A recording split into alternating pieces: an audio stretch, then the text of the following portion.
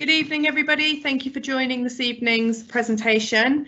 I'm going to give it just a couple of minutes for any late attendees to join us. But in the meantime, if those of you who are online can just confirm that you can hear me okay by liking the comment in the chat box on the right-hand side in the Q&A box. That's great. It just means I know I'm not talking to myself for the evening. Then I'll give it a couple of minutes and we'll get underway. But in the meantime, like I say, if you could like the comment, thank you to that person, whoever's done that. I'll just give it 1 or 2 more minutes for any late attendees and then we'll get started. Thank you.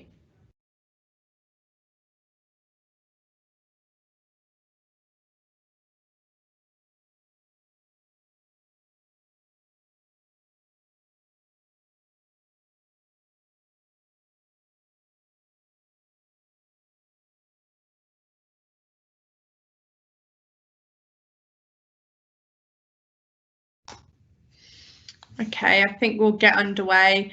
So my name is Gemma Callow. I am the Communications Manager for the Clean Air Zone, leading on stakeholder engagement. I am working from home this evening, so there may be some background noise from family members or pets, etc. So apologies in advance for any disturbances. We will try and keep any disturbances to a minimum. This event this evening is being recorded. Afterwards, we will send you a link to the recording to share with family, friends and colleagues, etc. if you find it useful. I will run through the presentation. If you have any questions that come to mind as I'm talking, please put them in the Q&A box on the right-hand side. Once the presentation is finished, I will then answer any questions. It should take about 20 minutes to run through the presentation. And depending on the number of questions, we'll probably be done by about 7:30. So with that in mind, I'll get the presentation underway now.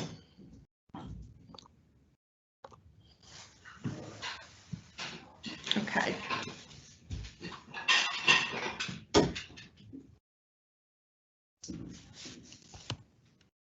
So Birmingham's Clean Air Zone is being introduced because poor air quality has been declared a national health emergency. Every year, between 28 and 36,000 people across the UK are dying from conditions linked to poor air quality, including cancer, heart disease and lung disease. Of that number, about 900 people every year in Birmingham alone are dying from those conditions caused by poor air quality. I won't go through all the figures on screen, but I do think it's important to point out that children are adversely affected by air pollution because they are smaller and closer to the ground and closer to those concentrated exhaust fumes. They inhale 3 times as much air pollution than we do as adults, and therefore it impacts on their growth and development, and they're 4 times more likely to have reduced lung function when they become adults. So prior to COVID, we undertook some research into travel behaviour and we ascertained that 50% of all journeys into the city centre were undertaken by private car every day. Of those journeys, 250,000 of them were for less than 1 mile.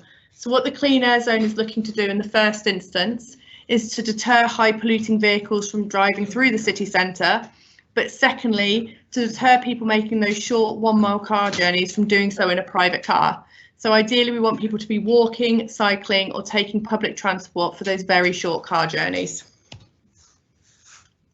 So Birmingham's Clean Air Zone will go live on the 1st of June this year, having previously been postponed from January 2020 due to issues with the government vehicle checker and from summer 2020 due to COVID. Clean air zones are being introduced to cities across the UK. The first city to go live was Bath, which went live last month, and Birmingham is next on the 1st of June. Each local authority is responsible for setting the boundaries and the charging category for their clean air zone. Bath opted for category C, and in Birmingham we have opted for a category D. That means that high polluting vehicles, including private cars, will be subject to the charges. So it's important to note that a clean air zone is not the same as a congestion charge. A congestion charge will charge every single vehicle to drive through a designated area. The clean air zone will only charge the most high polluting vehicles. So we anticipate that will be about 1 in 4 vehicles. When the zone goes live, it will be everywhere that's blue on screen. So everywhere within the A4540 Middleway, but not the Middleway itself. So come the 1st of June, if your vehicle is compliant and is not subject to the charges, you can continue to drive through the clean air zone as you would now. If your vehicle is subject to those daily charges, you can drive around the A4540 Middleway without charge, but the second you enter the blue area, you'll be in the clean air zone and therefore you'll be subject to a daily charge. That charge is £8 a day for cars, taxis and vans, and £50 a day for HGVs, coaches and buses. A day is midnight to midnight, not 24 hours from when you enter the zone.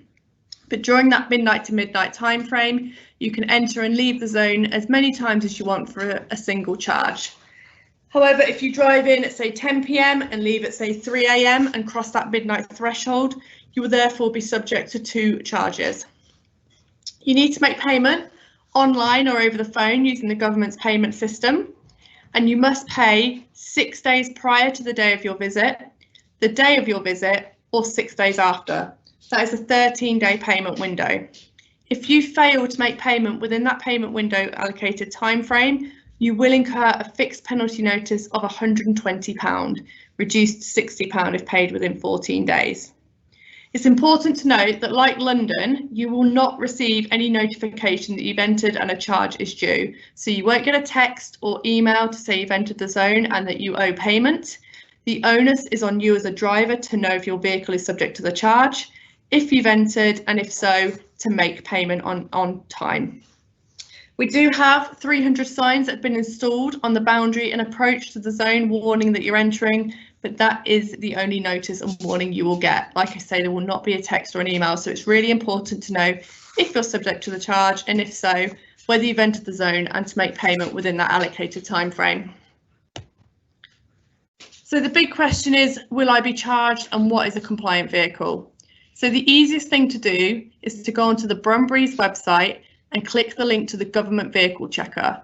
From there, you can enter your registration details and it will tell you whether or not you're subject to the daily charge. What we're looking for is vehicles to meet a certain emission standard. That standard is Euro 4 petrol or better, Euro 6 diesel or better, gas Euro 6, fully electric, fully hydrogen fuel cell, or a hybrid electric meeting those petrol and diesel standards referenced earlier. This information is in your V5C logbook, but like I say, the easiest thing to do is to use the government's vehicle checker. For guidance, and I must stress it's for guidance only because it is the Euro standard we're looking for, not the date. Most Euro 4 petrol vehicles came into circulation from 2006 onwards, and most Euro 6 diesel vehicles came into circulation from September 2015 onwards. So contrary to some media reports, the Clean Air Zone is not intended to be a money-making scheme for the council. If we make zero money from this project, then that's great news because it means we've achieved our objective of deterring high polluting vehicles from entering the zone, and therefore air quality will improve. That is our objective. However, we do understand that particularly in the early days, we will make money from this scheme. So we have to reinvest that money in transport related projects and policies. It cannot be used to support the council's general budget and fund services such as bin collections or improvements to the floozy and the jacuzzi. So some of the schemes identified to date that we will invest the money in are introducing control parking zones around the boundary of the Clean Air Zone to protect residents and stop people dumping their cars on the outside and walking through. We'll be funding a hydrogen bus pilot for 20 buses that will go live later this year. And we'll also be investing in improvements to the pedestrianisation and active travel systems in the city centre to make walking and cycling more appealing and safer to do so, particularly with the intention of deterring those very short 1 mile car journeys that I referenced earlier. So we do recognise that the Clean Air Zone will impact on some people more than others. So in 2018, we undertook a consultation to find out which people needed that little bit of extra support. That consultation received the highest number of responses to any consultation undertaken by the City Council, with over 10,000 responses. So what was identified from that is that we should provide some temporary exemption permits to residents. So if you live within the Clean Air Zone and own a non-compliant vehicle, you can apply for a temporary exemption permit, which will mean for the first 2 years of the zone, you will not be subject to the charges. Again, I must stress, if your vehicle is compliant, you do not need to apply. What's probably more interesting to the people on the calls are the worker exemptions, which I'll talk through in a bit more detail on the next slide. But we do also have 1-year exemptions available for commercial vehicles, which are registered and kept within the Clean Air Zone, and also to people who will be visiting 3 medical centres within the zone, namely the Children's Hospital, Bathrow and Badger medical centres. All 3 of those centres offer 24 hours emergency care, and that's why they've been chosen. So they will offer a voucher scheme whereby if you have to attend an emergency appointment, you can collect a voucher from reception and void the charges online. So bearing in mind the audience we have on this call, I'll talk through in more detail about the exemptions available for workers. So if you are eligible for an exemption, I should firstly stress that if you want to be exempt from the day the zone launches on the 1st of June, you need to submit your application and all supporting evidence by no later than the 10th of May. If you submit your application and supporting evidence after this date, we cannot guarantee you will receive your permit in time for the launch of the zone on the 1st of June, and therefore you would be subject to daily charges. So, to be eligible for a worker exemption, you must live outside of the zone and be the registered owner or keeper of a non-compliant vehicle. That vehicle must be in the same name as the employee. If you drive a partner's vehicle or a relative's vehicle, you will not be eligible. So the employee name and the owner of the vehicle, their name must match. And what we need you to also do is to earn less than £30,000 a year and work at least 18 hours a week at an address within the Clean Air Zone. So if you meet all of that criteria of owning a non-compliant vehicle, living outside of the zone, working 18 hours a week at premises within the zone, and earning less than £30,000 a year, then you can apply for the temporary 1-year exemption. What you will need to do is to submit evidence along with your application. So what we'll need is evidence to show you are the registered owner or keeper of that vehicle. Usually that involves a copy of your V5C vehicle logbook. We will need evidence of your earnings, so your most recent P60 or your last 3 pay slips. If you're self-employed, then we'll need your most recent tax return. And then finally, what we need is evidence that you do work within the zone for at least 18 hours a week. So we need a letter from your employer on headed paper stating who you are, where you work, and the number of hours that you work a week. We do have a copy template of that letter available on the Brumberries website. We would urge you to check that out and get your employers to copy that format before submitting. There are some other exemptions available. These are known as national exemptions. So motorcycles will not be subject to the charges, nor will show vehicles such as fairground vehicles, historic vehicles that are over 40 years old, or specialist vehicles such as ambulance, police, fire vehicles, or vehicles such as cranes. There will also be exemptions for community and school transport vehicles, which are section 19 or 22, so not for profit, and things such as your ring and ride systems. It's important to note that blue badge holders are not exempt. The exemption extends to vehicles with disabled or disabled passenger tax class. That is tax class 85. It will be stated in your V5C logbook, and you need to be in receipt of certain benefits to be eligible for that disabled passenger tax class. In addition to the exemptions, the consultation also provided us for guidance for how to allocate £35 million of funding that we received from the government. So what we have allocated here is £15 million of funding to help Birmingham City Council licence hackney and carriage and private hire drivers to upgrade or retrofit or lease compliant vehicles. We have £10 million of funding for SMEs based in the West Midlands who undertake commercial operations within the Clean Air Zone and have HGVs and coaches. And we also have the vehicle scrappage and travel scheme, which is open to workers. So again, regarding the audience on this call, if you meet all of the criteria for a temporary exemption permit as a worker and you have been the registered keeper of that vehicle since September 2018, 10th of September 2018 I should say, then you can apply to be part of the scrappage and travel scheme. So what that will involve is scrapping your non-compliant vehicle through Motorpoint and then receiving £2,000 credit towards the cost of a compliant vehicle from Motorpoint. Doesn't need to be a brand new vehicle, just needs to meet those Clean Air Zone standards. Or you can receive £2,000 in credit to be used on a Transport for West Midlands, Swift card, so a public transport travel card. That scheme is not open yet. It will open in May, but you can go online now and register an expression of interest so that when the application system does go live, you will be the first to be notified. To put the Clean Air Zone into context, this isn't a silo project. It is being delivered as part of a wider vision for the city and is seen as the catalyst for change. So as well as the Clean Air Zone, we are also looking to deliver Birmingham's transport plan. So that has 4 big moves associated with it, which is reallocating road space, so taking road space away from the private car to make public transport and active and sustainable travel the priority, giving priority access to them. Transforming the city centre to improve pedestrianisation for people to walk around. Prioritising active travel, like I mentioned, with things such as low travel neighbourhoods, and managing parking demand by ridding any free parking owned by the council, getting rid of that and making it chargeable to deter the use of private cars within the city centre. And finally, the wider visions for the council. So we do have the city's route to zero. So we are looking to be net zero carbon by 2030. The Clean Air Zone will obviously be a key contributor towards that. And to support the measures being introduced by the Clean Air Zone, we are expanding our electric vehicle charging points to introduce over 300 new rapid charging points across the city over the next couple of years. The hydrogen bus scheme that I mentioned earlier will come into operation later this year, and we are purchasing 50 electric Hackney carriages. These are very expensive to buy, looking in the region of £60,000.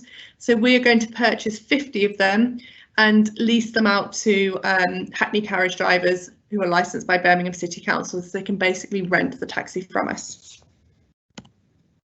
So that gives an overview of how the zone will operate and who's affected and the support available, particularly for workers. If you are eligible or haven't yet done so, the first thing to do is to go to the Brumberries website, check if your car is subject to the charge. If it is not subject to the charge, you do not need to take any action. If it is subject to the charge, the next thing to do is to see if you're eligible for a temporary exemption permit, either as a resident or a worker. And if so, submit that application and all supporting evidence by the 10th of May to be guaranteed your permit in time for the zone, subject to your eligibility.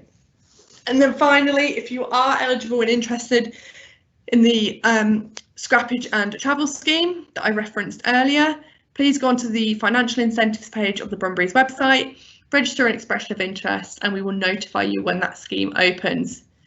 If on the website you can't find an answer to the question that you're looking for, please email the team at cleanair@birmingham.gov.uk. We normally respond within 2 working days. So please submit any questions, and if you have any questions tonight following that presentation, please pop them in the chat box and I will answer them now for you.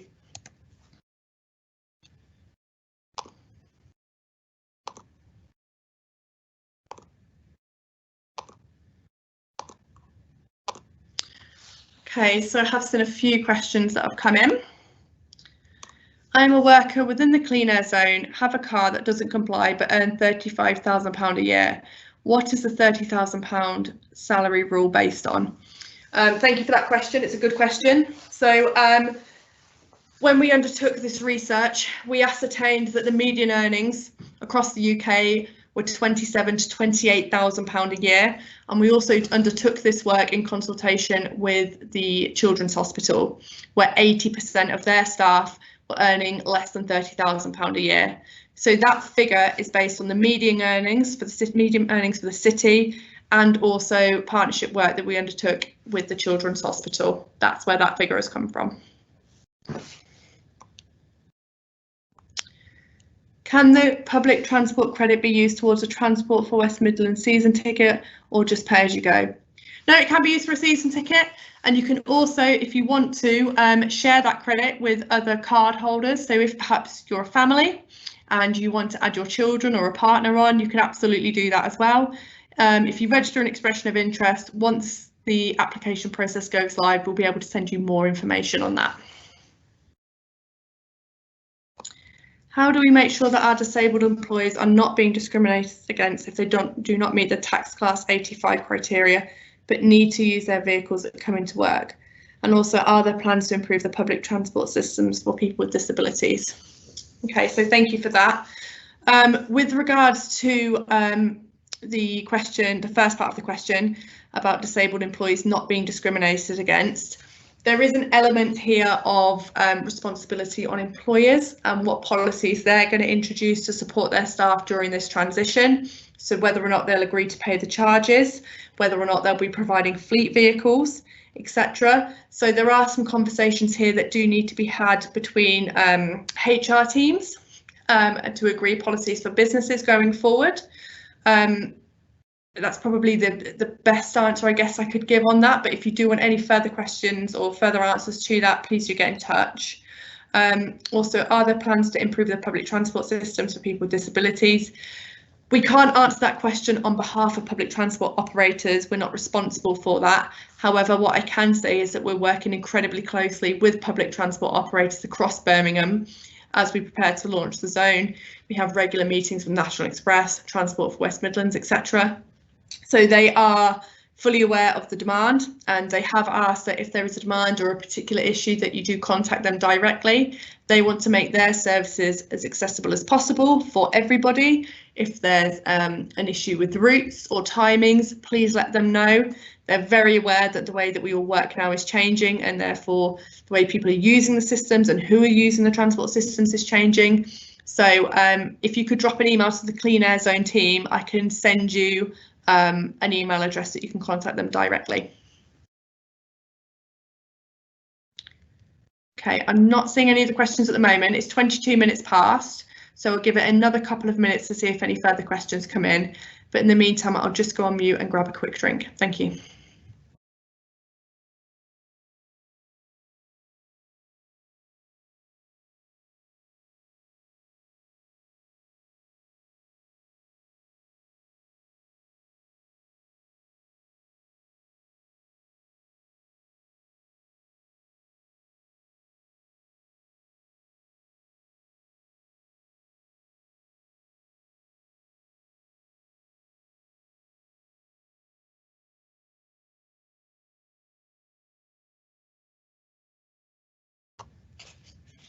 Okay, I'm not seeing any further questions coming in. I will give it another minute, but I think the key takeaway from tonight's webinar is that number one, check if you're subject to the charge. Like I say, we anticipate about 1 in 4 vehicles will be subject to the charge. If you are subject to those charges, please apply for your exemption if you're eligible to do so, and please do that before the 10th of May with your supporting evidence. And then if you are interested in the financial incentive schemes, please register an expression of interest on those through the Brumbury's website. Please also help us to get the word out to people. Please tell friends, families, colleagues. We will send you a link to this recording afterwards. We also have links to previous recordings on the Brumbury's website under the About section. If you have questions, please contact the team at cleanair@birmingham.gov.uk. I'll give it till 25 minutes past, or at 24 now, so I'll give it 1 more minute, and if there's no further questions, I'd just like to thank you all for your time, and I'll close the call in 1 minute if there's no further questions.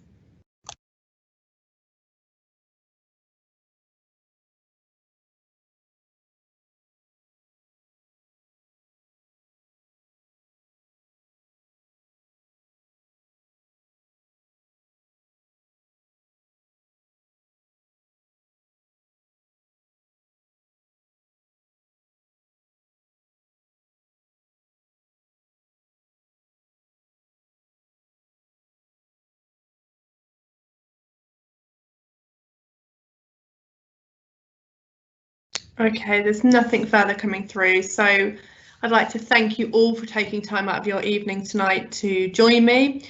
I hope you have found this useful. I hope it's answered some of the questions that you've had. Like I say, please get in touch. Thank you very much, and in the meantime, stay safe and take care. Thank you. Bye-bye.